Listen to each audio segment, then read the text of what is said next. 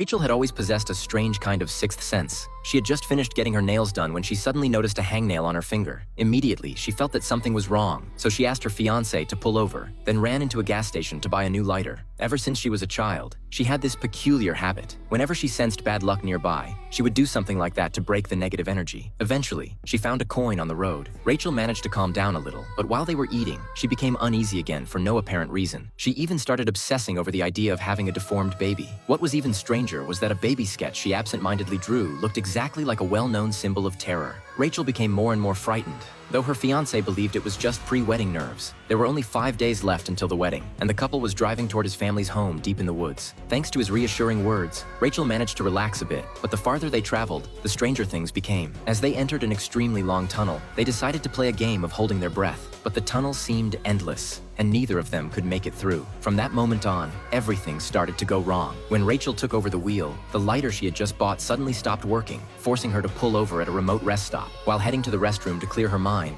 she stepped out of the car and noticed a vehicle covered in snow. Even stranger, the engine was still running. As she got closer, she discovered a baby inside. In that freezing weather, the child could have frozen to death at any moment. Rachel asked her fiancé to stay outside and keep watch while she went inside to look for the parents, but every stall door was locked from the inside. She knocked repeatedly, yet no one answered. Then she spotted a tiny red shoe beneath one of the doors, and a chill ran down her spine. Moments later, the locked stall door slowly began to open by itself. Rachel gripped her keys tightly and moved forward with extreme caution, only to find the rotting carcass of an animal inside. Covering her nose, she rushed out of the restroom and discovered that her phone had no signal. After discussing it briefly, they decided her fiancé would stay with the baby, and if anything went wrong, he would break the window, while Rachel drove off to find a phone. After driving alone for quite some time, she eventually came across a lonely roadside bar. Inside, there was only a waitress. Rachel asked to use the phone to call the police, but the woman replied in an unsettling tone that an employee had hanged himself in that very restroom. With every word, Rachel grew more nervous. When she entered the bathroom, she felt as if someone was watching her from outside.